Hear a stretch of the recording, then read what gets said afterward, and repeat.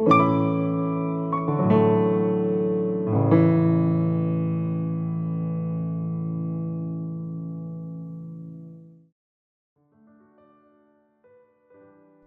Samuel, capítulo 3. O menino Samuel servia o Senhor diante de Eli. Naqueles dias, a palavra do Senhor era muito rara. As visões não eram frequentes. Certo dia, o sacerdote Eli, cujos olhos já começavam a escurecer-se, a ponto de não poder ver, estava deitado no lugar de costume.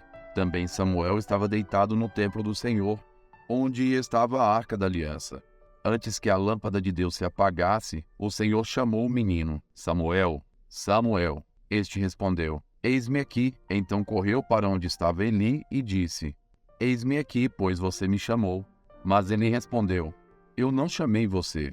Vá deitar. Ele foi e se deitou. O Senhor tornou a chamar. Samuel. Este se levantou, foi até Eli e disse, eis-me aqui, pois você me chamou. Mas ele respondeu, meu filho, eu não chamei você, vá deitar. Porém Samuel ainda não conhecia o Senhor, e a palavra do Senhor ainda não havia sido manifestada a ele. E o Senhor chamou Samuel pela terceira vez.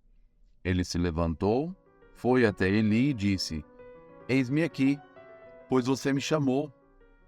Então Eli entendeu que era o Senhor quem chamava o menino. Por isso Eli disse a Samuel, vá deitar. Se alguém chamar, diga, fala, Senhor, porque o teu servo ouve. E Samuel foi para o seu lugar e se deitou. Então o Senhor veio e ali esteve e chamou como das outras vezes. Samuel, Samuel. Este respondeu, fala, porque o teu servo ouve. E o Senhor disse a Samuel, eis que vou fazer uma coisa tal em Israel, que todos os que ouvirem ficarão com os dois ouvidos tinindo. Naquele dia, farei contra Eli tudo o que eu disse a respeito da casa dele, do começo ao fim, porque eu já disse a ele que julgarei a sua casa para sempre, pela iniquidade que ele bem conhecia, porque os seus filhos trouxeram maldição sobre si, e ele não os repreendeu. Portanto, jurei à casa de Eli que a sua iniquidade nunca será expiada, nem com sacrifício,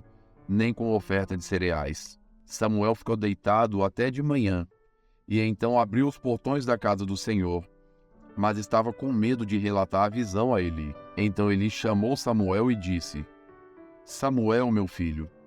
Ele respondeu, eis-me aqui. Então Eli disse, o que foi que o Senhor lhe falou? Peço que você não esconda nada de mim. Que Deus faça com você o que bem quiser, se você me esconder alguma coisa de tudo o que ele falou. Então Samuel lhe contou tudo sem esconder nada. E Eli disse, ele é o Senhor, que ele faça o que achar melhor. Samuel crescia e o Senhor estava com ele, e não deixou que nenhuma de suas palavras caísse por terra. Todo Israel, desde Dan até Berseba, reconheceu que Samuel estava confirmado como profeta do Senhor. O Senhor continuou a aparecer em Siló, porque em Siló o Senhor se manifestava a Samuel por meio da palavra do Senhor. Atos, capítulo 27, dos versos 13 a 44. Soprando brandamente o vento sul e pensando eles ter alcançado o que desejavam, levantaram âncora e foram costeando mais de perto a ilha de Creta. Entretanto, não muito depois, desencadeou-se do lado da ilha um tufão de vento chamado Euroaquilão. O navio foi arrastado com violência e, sem poder resistir ao vento, cessamos a manobra e nos fomos deixando levar. Passando ao abrigo de uma ilhota chamada Cauda, com dificuldade conseguimos recolher o bote. Tendo içado o bote, os marinheiros usaram de todos os meios para reforçar o navio com cabos de segurança. E temendo que fossem encalhar nos bancos de areia de Sirte, desceram as velas e foram à deriva. Açoitados severamente pela tormenta, no dia seguinte começaram a jogar a carga no mar. E no terceiro dia, nós mesmos, com as próprias mãos, lançamos ao mar a armação do navio.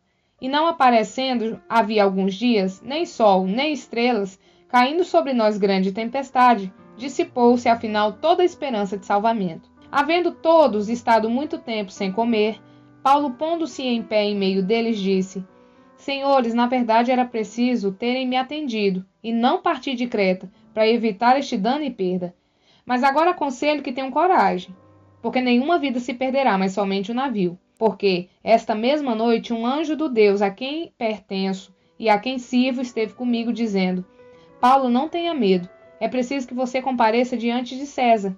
E eis que Deus, por sua graça, lhe deu todos os que navegam com você. Portanto, senhores, tenham coragem, pois eu confio em Deus que tudo vai acontecer conforme me foi dito. Porém, é necessário que sejamos arrastados para alguma ilha. Quando chegou a 14ª noite, sendo nós batidos de um lado para o outro no mar Adriático, por volta da meia-noite os marinheiros pressentiram que se aproximavam de alguma terra. E lançando a sonda, viram que a profundidade era de 36 metros. Passando um pouco mais adiante, tornando a lançar a sonda, viram que a profundidade era de 27 metros. E receosos de que fôssemos atirados contra lugares rochosos, lançaram da popa 4 âncoras e oravam para que rompesse o dia.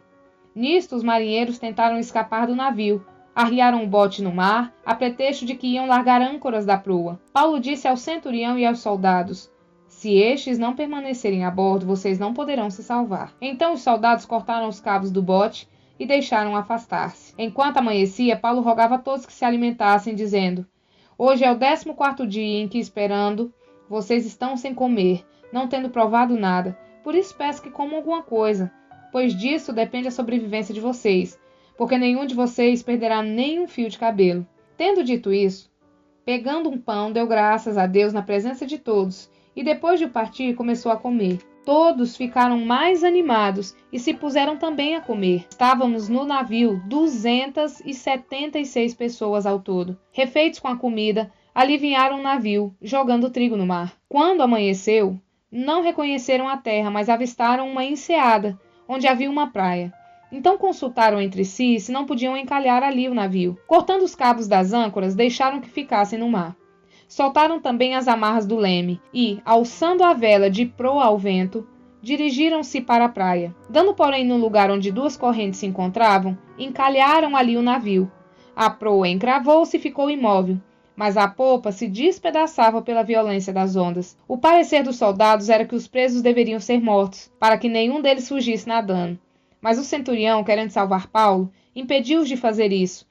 Ordenou que os que soubessem nadar fossem os primeiros a lançar-se ao mar e a alcançar a terra, com tal demais que se salvassem uns em tábuas e outros em destroços do navio. E foi assim que todos se salvaram em terra. Curta, comente E compartilhe.